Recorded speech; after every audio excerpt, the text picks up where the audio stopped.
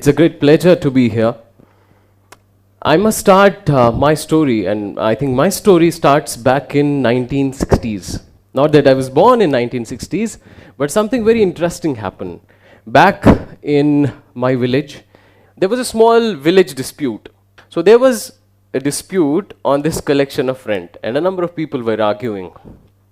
And one person who was arguing was my grandfather, an illiterate, poor farmer in Devipura, arguing with a number of people there about the percentage or the share of rent he had to pay. And there was a person who was among the few literate people in my village. So he happened to tell my grandfather, "You should shut up, you should not say anything. You and your entire clan is illiterate and uneducated." He didn't say anything to that person. He straight away went home. He had two of his younger brothers. That very day, he took them off the farm, held their hands and took them to a school. And by the time my father was also born, and he was also put to school, and my grandfather ensured that he gets education. So he became teacher. And when I was born, my father ensured the same, that I also get good education, slightly better education, and here I am. So this transition from a poor farmer to a teacher and to a member of All India Services, there has been one factor. There has been only one thing in this whole story, that's education. That's education is the only thing that transforms lives, not only in one generation, but across generations. And this is the story, this is the only story that I have. This is only my story, and this story is what's inspiring me every day. I'm currently posted in a place called Badnor. This place has very less cultivable agricultural land. Now, here, things are a little complex as well. This is last month in my subdivision, an 8-month-old kid suffering from pneumonia. The parents did not take him to the hospital. They took him to a bopi who did this, people call it dam or dag. They burnt his belly to relieve him of the pain. If somebody is bitten by a snake, he is very less often taken to the hospital. Otherwise, he is taken to some religious place, made to do some parikrama, and then say, "You will be all right." I happened to, in my initial days, go around in different villages. I visited almost every village which is in my subdivision. So what I used to do is go to a place, reach a middle spot of the village. You find a number of youngsters there, young boys and girls sitting. You just go and meet them. "Hey, what's your name? What do you do?" And not at all to my surprise, almost 80% of them had dropped out of school, and they were simply doing nothing. So then you go to the schools, and here are the schools. I had gone to the school with an intention of thinking, we'll tell teachers, you should teach this way, you should teach that way. But then you go to the school, you find a child sitting on bare floor. I could hardly sit myself on this floor for 5 minutes, and a child has to sit for around 6 hours a day or 7 hours a day. There are a lot of ironies in our world. A lot of ironies in the schools we have. If you visit any government school, if you go to a senior secondary school, there would be adequate furniture for children studying from 9th, 10th, 11th and 12th. But there would not be anything in the name of furniture. For the kids who are in class 1 to 5, where the need for furniture is the most, because that small kid, he has to sit there, he has to write all day with his crunched and hunched back. That is the age group of children between 1 and 5, where how your posture is going to develop, how your eyesight is going to be in the future, whether you're going to have a squint or not, how your handwriting is going to be, that's determined in those initial 5 years. And we don't have.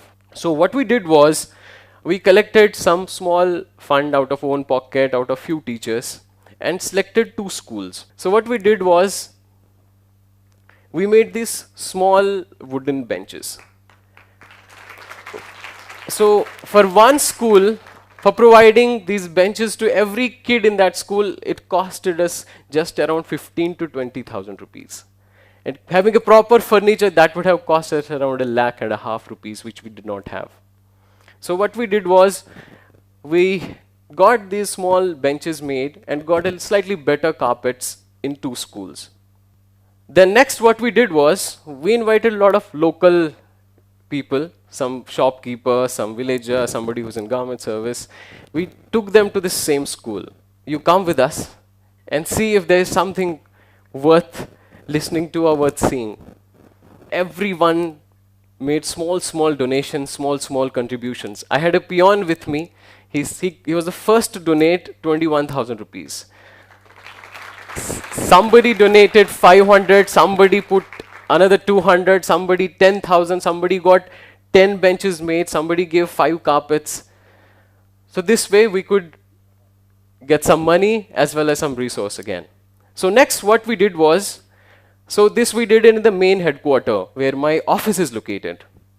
Now with the money and resources that we collected from here, we selected 2 schools in every Gram Panchayat and put these benches in those 2 schools in every Gram Panchayat. Then went to those Gram Panchayats, invited local sarpanch, local panches, local people, shopkeepers and everyone. Come and see, this can be done. And all those they took up, and in every other school in that Gram Panchayat, we could provide these benches. And within a month and a half, every primary school in that subdivision now has a bench. That's around 6,000 kids. Now, the next part of the story, as I told you that the complexity is such that education and the social life of people is so intricately related. So people are drop out of school. They are supposed to marry, or the children are married off, so they have to drop out of the school. So this cycle goes on. I, as SDM, had to investigate at least 2 cases of suicide within a span of 10 days, where those girls, they had committed suicide because they did not want to continue in the marriage where they had been married once they were children. So we started a multi-pronged approach for tackling this child marriage issue. Number 1 was administrative and prosecution based, where we installed a control room, 24/7 control room in my office. We had a network of volunteers and network of informers everywhere. And next, we started this Abhiyan. We went to every village. We gathered people around the religious places, spoke to them about the act, spoke to them about how wrong this practice is. This is a temple, so we would go there and ask everybody to take an oath that they won't be involved in child marriage, not would let anybody get involved. So the complexities were in this way. So somebody would get up and say, I have 2 kids, but I don't have money to marry them both. So if one child is smaller, other one is elder, so what they do is, along with the elder one, they get their younger daughter or younger kid also married. So they say, we don't have sufficient money to make arrangement for 2 marriages, so why don't we do once? So as I told you in the first slide about that 8-month-old child who was given that dag on his belly. So we then started working on this as well. We then started again going to one village to another village, talking to people. These are Narega sites. So during the day you find a lot of ladies, they are working on these Narega sites, digging pits. So we would go there and talk to them. This is not supposed to be done. This is a crime. There's a punishment prescribed for this. And this should not be done.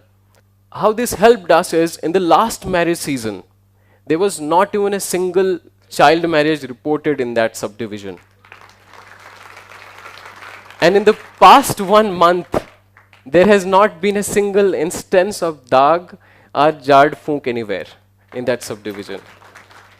So then, this is the last part of the talk that I wanted to talk about, is that once we go and meet people, meet kids in school, if we visit 5 schools in a village, 5 schools in a Gram Panchayat, what one finds is that out of those 5 or 10 schools, there would be one school which seems to be in order, where children seem to be a bit more confident, where things seem to be a bit well organized and more cleaner, where students seem to be engaged in more activities. And the single biggest factor that I found was a good teacher. So if there is one or two good teachers in a school, that school can completely transform. So there we started with this idea of building teacher leaders. So a school is placed in a community, so can this teacher become a bridge between this community and the kids? Can this teacher be a catalyst and a transforming agent for the school? Can we evoke this sense of responsibility or sense of service in this teacher, that he no longer thinks that his only work is that of teaching, but also ensuring that the school becomes a better school? So we started with workshops with teachers. We started a lot of nudging activities. One of these nudging activities we did was this survey. So we prepared a simple questionnaire, open-ended questionnaire, didn't give any options.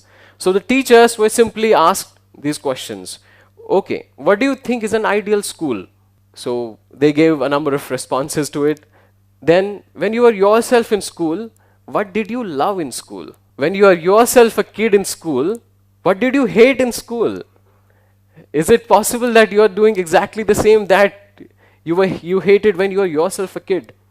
Who was your favorite teacher and why did you like him?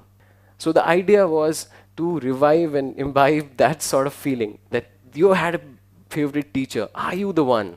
Can you become that teacher which you once loved? Similarly, what are the good things in your present school? What are the bad things or problems in your school, and how do you rate your school? And these are some of the responses that we got. So what do you think is an ideal school? Most of the teachers said physical infrastructure. Some said which provides all-round development to the kids. Some said where teaching is good. Some said which has sufficient teachers, so on and so forth. What did you like when you were a kid?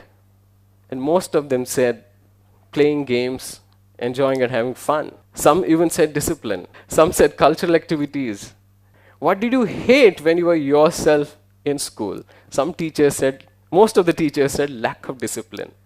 It seems somehow there's a huge fascination and obsession of our teachers in disciplining kids. They should sit quiet in the classroom. They should enter the classroom in a queue. They should not talk in the classroom. They should not do any sort of mischief. Probably this is something which we need to look into. Your favorite teacher, why did you like him? He taught us well, or he or she was affectionate, gave individual attention, helped and encouraged us, was punctual, would let us play and enjoy. And what are the good things about your present school? So of course teachers and discipline. Again, discipline, the fascination with discipline. And this is the most important slide for me as an officer. What are the problems in your school? So while we are talking about taking India to become a 5 trillion economy, these are the questions in front of me. Around 41% of teachers say that they don't have a proper playground for the kids in school. Around 41% say that parents are not interested in the education of their kids. Now, how do we ensure, how do we fill up this gap? How do we make sure that a school, a government school, and the teachers, they make up for what is missing at home? 28%. Right now, if you see the government records anywhere, they would say that 100% toilets are in every school because they have been constructed under Sarva Shiksha Abhiyan. In my subdivision, they say 28% don't have.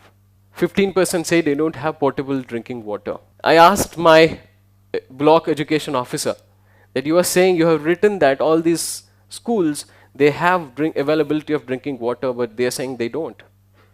He said, no, they are. I said, I took him along. We went to school.